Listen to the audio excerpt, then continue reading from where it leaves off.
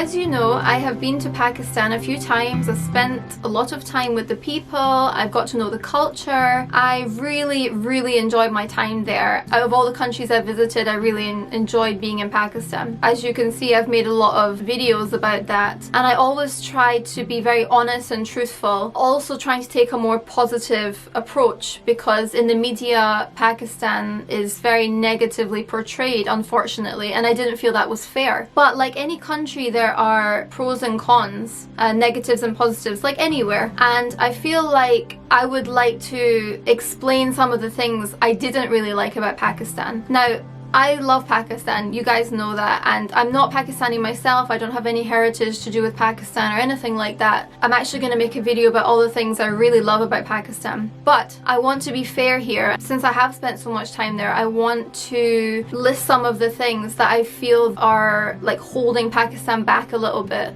These are just my observations. So I did it about many countries, so I want to do it about Pakistan to be completely fair. So these are my 6 things I dislike about Pakistan. Number 1.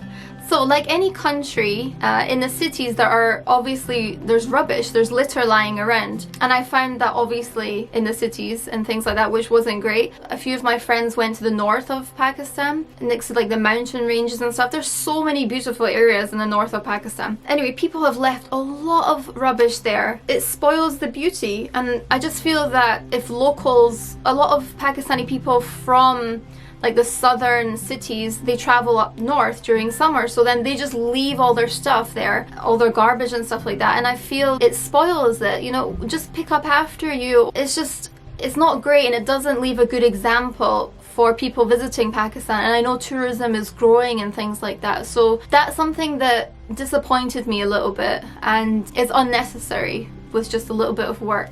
Number 2. Now this is in many countries, it's not just Pakistan. It's the servant culture. Like most people have someone that works for them, either doing chores in the house, doing things outside the house. It's very dusty there, so you need somebody to like clean the car and stuff like that. Someone to look after kids and all sorts of things. But the way that they're kind of treated, and I'm sure this is the same in India as well and some other places, because I spent a lot of time in Pakistan, I noticed it didn't sit quite right with me. I don't know. In Pakistan they call them servants, but they're just maids or housekeepers or whatever. Yeah, so I didn't really like how they were so low down and not treated with the right amount of respect, I felt. So I mean, this happened with the slaves and things like that. This is what it kind of equated to in my mind, which I know is not great. And there are many houses, by the way, that treat their staff very well. I just feel like it's such a common thing over there to have somebody work for you, and they're not always given the right amount of respect. So that was my point.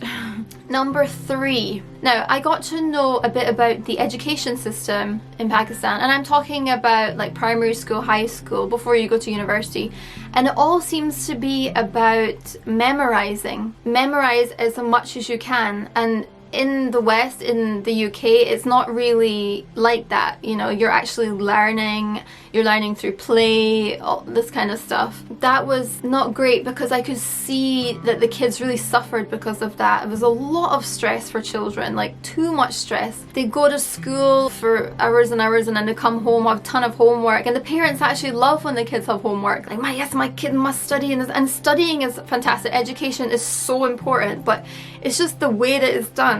I don't think it's very effective, because I think they end up leaving school and not learning much because everything was memorized, and they probably just forgot it after the test anyway. Number 4. This again is in many other countries, it's not just Pakistan, but I suffered the most with it in Pakistan. I had the unhygienic nature of the way that, like in restaurants and stuff like that, the way they prepare food, and the overall hygienic level is very low, and it's very common to get food poisoning. I got it so many times, and it wasn't just like casual food poisoning, it was like I was about to die kind of thing. And I always carried my little charcoal pills with me. No, it's okay.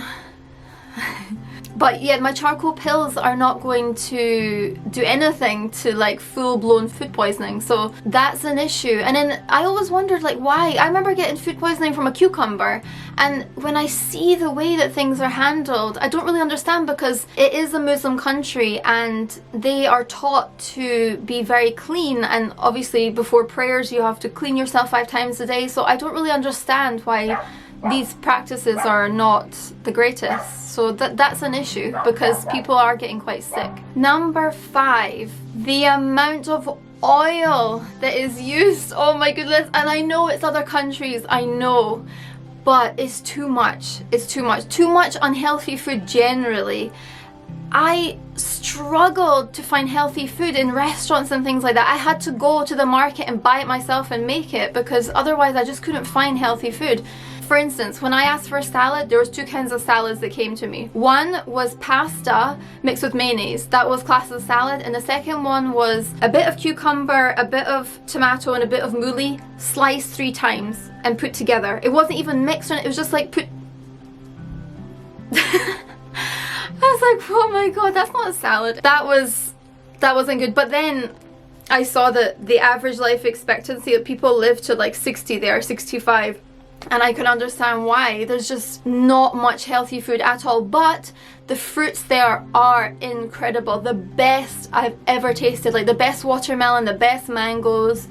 Amazing. But then when they have their fruits, they put like stuff over them, like salt and sugar and stuff like that. I don't know what it is with manipulating nature. And when they cook spinach, they have to cook it for like 5 hours. Like here they cook it for 10 minutes and that's it. Anyway, that was my observation. Oh. Number 6, this is what I wrote down. Things are dough number, as in not genuine. In Pakistan, they say when things are like counterfeit or not as good, like second best, they say dough number. It's quite hilarious. When I learned this, I was like, okay. So imagine it's such a problem that they've got a saying for it, you know, they've got a phrase for it. You can find counterfeit everything. And again, this is in many countries. I don't want to single Pakistan out, but there are many countries where, you know, there's a lot of corruption and things like that, because there's no government system who will help you. So people have to find ways to make money and stuff, and I'm not saying it's good. So people become very conniving and devious about things. This does happen in many places. I've seen that. So I saw on my last trip that there was lots of boards saying say no to corruption and various things, like they're trying their best to correct this, but that is a bit of an issue, I think. But the culture is so nice. The overall culture is so amazing, but because of so much that has happened, it's just these unfortunate things have seeped into the society. And I know that the new government is trying to correct things and things like that, but it's going to take a bit of time, and it just takes awareness. This is why I'm making this video, because some things that maybe you've gotten used to, not just in Pakistan, in many countries, just because you get used to it and it's easy just to pay your way out of things, it doesn't make it right, you know? Yeah.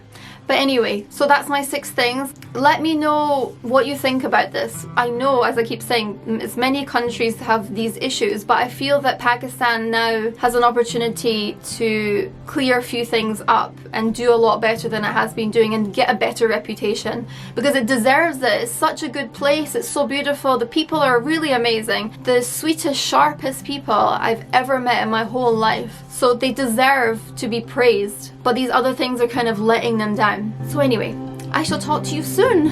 See you later. Bye.